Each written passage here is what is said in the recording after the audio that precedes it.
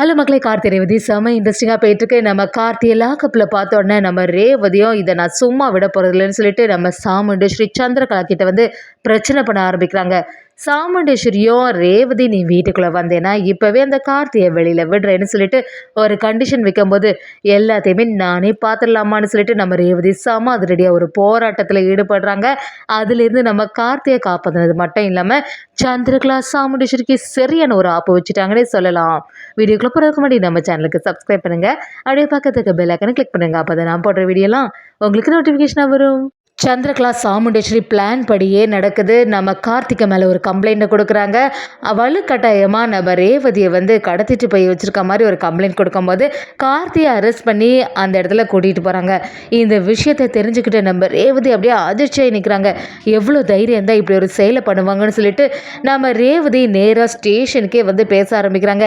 என்ன சார், யார் கம்ப்ளைண்ட் பண்ணாங்கன்னு சொல்லிட்டு இப்படிலாம் செய்திருக்கீங்க அப்படி கேட்கும்போது வேறு யார், உங்கள் அம்மா தான் கம்ப்ளைண்ட் பண்ணியிருக்காங்க அப்படி சொன்னது நம்ம ரேவதிக்கு பயங்கரமாக டென்ஷன் ஆகிடுது. அப்படியே ரேவதி நம்ம கார்த்தியை பார்த்து, என்ன மாமா உங்களை இப்படி ஒரு நிலைமையில் பார்க்குறதுக்கு எனக்கு ரொம்பவே வருத்தமாக இருக்குது.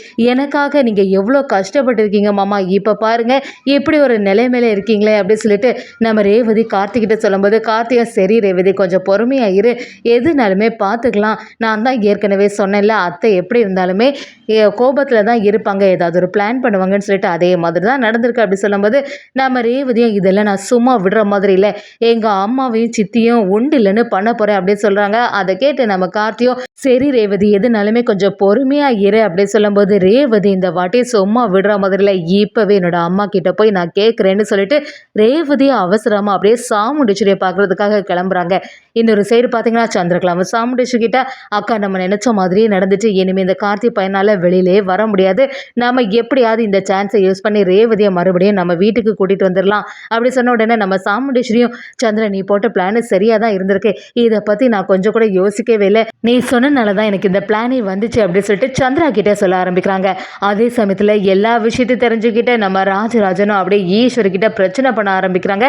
என்ன ஈஸ்வரி, எவ்வளோ தைரியம் இருக்கணும், கார்த்தி மாப்பிள்ளைக்கு மேலே எதுக்காக கம்ப்ளைண்ட் பண்ண, ரேவதியும் கார்த்தியும் ஒன்றா சேர்ந்து வாழ்றது உனக்கு பிடிக்கலையா அப்படின்னு சொல்லிட்டு சாமுண்டேஸ்வரி கிட்ட பிரச்சனை பண்ணும்போது ஈஸ்வரியும், என்னங்க நீங்கள் பேசிட்டு இருக்கீங்க, நான் தான் ஏற்கனவே சொன்னேன்ல அந்த குடும்பத்தை சேர்ந்தவங்க யாருமே இந்த வீட்டுக்குள்ளே வரக்கூடாது, ரேவதி நான் சேர்ந்து வாழக்கூடாது, ரேவதி எப்படியாவது மறுபடியும் இந்த வீட்டுக்கே அழைச்சிட்டு வருவேன்னு சொன்னேன்ல, அதை தான் நான் செய்துட்ருக்கேன் அப்படின்னு சொல்லிட்டு நம்ம ராஜராஜன் கிட்ட பிரச்சனை பண்ண ஆரம்பிக்கிறாங்க. நம்ம மயில் வாகனமும் ராஜராஜன் கிட்ட, சரி மாமா நீங்கள் கவலைப்படாதுங்க, கண்டிப்பாக கார்த்தி சகலையை வெளியில் கூட்டிகிட்டு வந்துடலாம் அப்படின்னு சொல்லிட்டு நம்ம மயில் வாகனமும் சமாதானப்படுத்துகிறாங்க. கரெக்டாக அந்த சமயத்தில் நம்ம ரேவதி வேற வாசல்லேருந்து சத்தம் போட ஆரம்பிக்கிறாங்க. அதை கேட்ட சாமுண்டேஸ்வரியும், என்னது இது ரேவதியோட சத்தம் மாதிரி இருக்குது, சரி வெளியில் தான் போய் பார்ப்போம் அப்படின்னு சொல்லிட்டு ரேவதியை பார்த்தோன்னே, ரேவதி நீ என்ன வந்துட்டியா, சரி வாமா வீட்டுக்குள்ளே அப்படின்னு கூப்பிடும்போது ரேவதி பயங்கரமாக டென்ஷனில் இருக்காங்க. அம்மா நீ என்ன காரியம் செய்திருக்கேன்னு தெரிஞ்சிருக்கா, இப்படிப்பட்ட நிலைமையில என்னை எப்படி நீ இந்த வீட்டுக்குள்ளே கூப்பிடுவ, எவ்வளோ தைரியம் இருந்தால் கார்த்தி மாமாவுக்கு மேலே இவ்வளோ பெரிய கம்ப்ளைண்ட்டை வச்சுருப்ப அப்படி சொல்லும்போது நம்ம சாமுண்டேஸ்வரியும், ஆமாம் நான் தான் ஏற்கனவே சொன்னல அந்த கார்த்தி சரியான ஃப்ராடு, உன்னை ஏமாற்றி வேற உன்னை அந்த இடத்துக்கு கூட்டிகிட்டு போயிருக்கான், இனிமேல் நீயும் அந்த கார்த்தியை ஒன்று சேர்ந்து வாழவே கூடாது அப்படி சொல்லும்போது ரேவதியும், இது வரைக்கும் நீங்கள் பண்ண பிரச்சனைகள் எல்லாமே போதாதம்மா, இனியாவது எங்களை நிம்மதியாக வாழ விட வேண்டியதானே, அதான் இந்த வீட்டில் நான் இருக்க மாட்டேன்னு சொல்லிட்டு பொய்யாச்சில்ல, இனியாவது கார்த்தி மாமா கூட என்னை சேர்ந்து வாழ விட அப்படின்னு சொல்லிட்டு நம்ம ரேவதி சாமுண்டேஸ்வரி கிட்ட பிரச்சனை பண்ண ஆரம்பிக்கிறாங்க. ஈஸ்வரியும், சரி இப்போ உனக்கு என்னதான் செய்யணும் அப்படி கேட்கும்போது நம்ம ரேவதியும், அந்த லாக்கப்பில் இருக்கக்கூடிய கார்த்தி மாமா எனக்கு இப்போ வெளியில் வந்தாகணும், அந்த கம்ப்ளைண்ட்டு நீ வாபஸ் வாங்கணும் அப்படி சொன்ன உடனே சாமுண்டேஸ்வரியும், இப்போ தான் நீ வழிக்கு வந்திருக்கா அப்படின்னு சொல்லிட்டு மனசில் யோசிக்கிறாங்க. சரி உனக்கு இப்போ என்ன கம்ப்ளைண்ட்டை வாபஸ் வாங்கணும் அவ்வளோதானே, நான் அப்படி ஒரு செயல் பண்ணணும்னா நீ எனக்காக ஒரு காரியம் பண்ணணும் அப்படி சொன்ன உடனே நம்ம ரேவதியும், சரி அப்படி என்ன தான் பண்ணணுமா அப்படி கேட்கும்போது, நீ வந்து இந்த வீட்டுக்குள்ளே வந்தியன்னா அந்த கார்த்தி வந்து வெளியில் வருவான் அப்படிங்கிற மாதிரி சொல்கிறாங்க. அதை கேட்ட ரேவதி அப்படியே அதிர்ச்சியாகி நிற்கிறாங்க. என்னம்மா நீ பேசிகிட்டு இருக்க, நானும் கார்த்தி மாமாவும் ஒன்று சேர்ந்து வாழணும் அப்படின்னு சொல்லிட்டு தானே நான் போராடிட்டு இருக்கேன், இப்படிப்பட்ட இடத்துல நீ இப்படி சொல்லலாமா அப்படி சொன்ன உடனே சந்திரகலாவும், ரேவதி நீ என்ன புரியாமல் பேசிகிட்டு இருக்க, ஓ அம்மா வந்து உன் நல்லதுக்காக தானே சொல்லுவான், அந்த கார்த்தியெல்லாம் நல்லவனே கிடையாது, கூடிய சீக்கிரமாக நடக்க போகிறத பாரு அப்படின்னு சொல்லும்போது நம்ம ரேவதியும், எனக்கு எல்லாரும் பற்றியுமே தெரியும், நீங்கள் கொஞ்சம் அமைதியாக இருங்க, என்னோட விஷயத்தில் நீங்கள் தலையிடாதுங்கன்னு சொல்லிட்டு சந்திரகலாவை சரியாக வெளுத்தெடுக்கிறாங்க.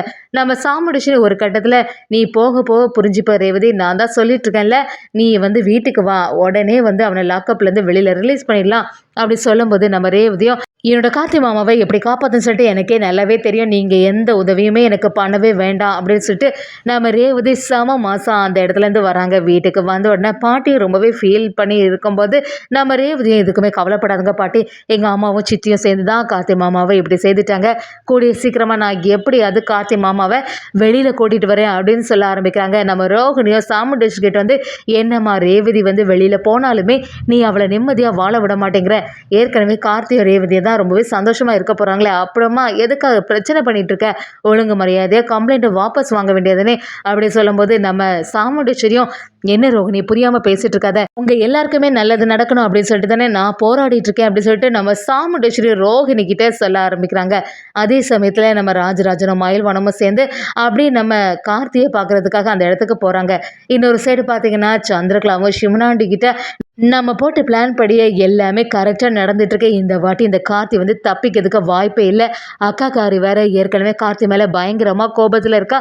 இனி வந்து கார்த்தினால வெளியிலேயே வர முடியாது பாருங்க அப்படி சொல்லிட்டு சந்திராவும் சிவனாண்டிகிட்ட சொல்லும்போது சிவனாண்டிக்கு சந்தோஷம் ஆகிடுது. சரி எப்படியாவது இந்த கார்த்தி வந்து எஸ்கேப் ஆகவே கூடாது அப்படின்னு சொல்லிட்டு அதில் முழு முயற்சியோடு இருக்காங்க. எவ்வளோ தைரியம் இருந்தால் என்னோடய சித்தப்பாவை இப்படி செய்திருப்பான், இனி வந்து அவனால் வெளியில் வர முடியாதுன்னு சொல்லிட்டு முத்துவேலும் சிவனாண்டியை பயங்கரமாக சந்தோஷப்படுறாங்க. இன்னொரு சைடு பார்த்தீங்கன்னா நம்ம ரேவதிக்கு ஒரு யோசனை வருது, இனிமேல் விடவே கூடாது, எப்படியாவது கார்த்தி மாமாவை வெளியில் கொண்டு வரணும், அதுக்கு என்ன செய்யறது சொல்லிட்டு ரேவதி மறுபடியும் ஸ்டேஷனில் வந்து பிரச்சனை பண்ண ஆரம்பிக்கிறாங்க. சார் நானே சொல்கிறேன்ல இந்த கம்ப்ளைண்ட்டை கண்டிப்பாக வாபஸ் வாங்கணும் அப்படின்னு சொல்லும்போது அதை கேட்ட உடனே அங்கே உள்ள ஆஃபீஸரும் கம்ப்ளைண்ட் கொடுத்தது வந்து உண்டு அம்மா தான், அவங்களே வந்து வாபஸ் வாங்கினா தான் உண்டு, நீங்கள் என்ன சொன்னாலுமே இது வந்து எடுபடாது, இந்த கேஸ் நிற்காது அப்படின்னு சொன்ன உடனே அதை கேட்டு ரேவதியும் பிரச்சனை பண்ண ஆரம்பிக்கிறாங்க. நம்ம கார்த்தியும் ரேவதி சரி கொஞ்சம் பொறுமையாக இரு அப்படி சொன்னாலுமே ரேவதியும் என்னோட அம்மானாலையும் என்னாலையும் தானே மாமா உங்களுக்கு இப்படி ஒரு நிலைமை ஆச்சு, இதை வந்து நான் சும்மா விட போகிறதில்லன்னு சொல்லிட்டு ரேவதி அப்படியே ஸ்டேஷனுக்கு வெளியில் வராங்க. அந்த இடத்துலையே உட்காந்து ஆர்ப்பாட்டம் பண்ண ஆரம்பிக்கிறாங்க.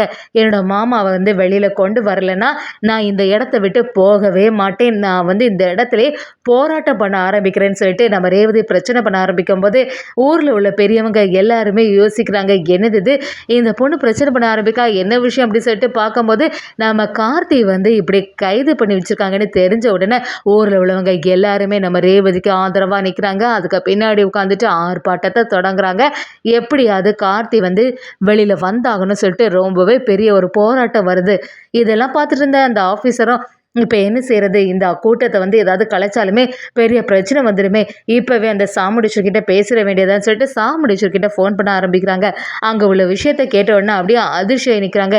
எவ்வளோ தைரியம் இருக்கணும் இந்த ரேவதிக்கு, இப்படி ஒரு போராட்டத்தில் இப்படி பண்ணிட்டாலே, சரி அங்கே போய் பார்த்தா என்ன நடக்குதுன்னு தெரியும் அப்படின்னு சொல்லிட்டு சந்திரகலாவும் சொல்லும்போது சாமுண்டீஸ்வரி இப்போ போனால் சரி இருக்காதுன்னு சொல்லிட்டு அந்த ஆஃபீஸர் சொல்லிடுறாங்க. இப்போ என்ன செய்கிறது அப்படின்னு கேட்கும்போது நான் அந்த ஆஃபீஸரோட வலுக்கட்டாயம் பண்ணுறாங்க, எப்படியாவது கார்த்தியை வெளியில் விட்டுறலாமா அப்படி இந்த கம்ப்ளைண்ட்டை வாபஸ் வாங்கிடுங்க அப்படின்னு அந்த ஆஃபீஸரும் சொல்ல ஆரம்பிக்கிறாங்க. அதை கேட்ட நம்ம ரேவதிக்கு சந்தோஷம் ஆகிடுது. ஒரு கடத்தில் நம்ம ரேவதியோட போராட்டத்தினால நம்ம கார்த்தியை விடுவிக்கிறாங்க. அதே சமயத்தில் பிளான் போட்டு கொடுத்த சந்திரகலாவுக்கு நம்ம ரேவதி ஒரு சரியான ஆப்பு வச்சுட்டாங்கன்னே சொல்லலாம்.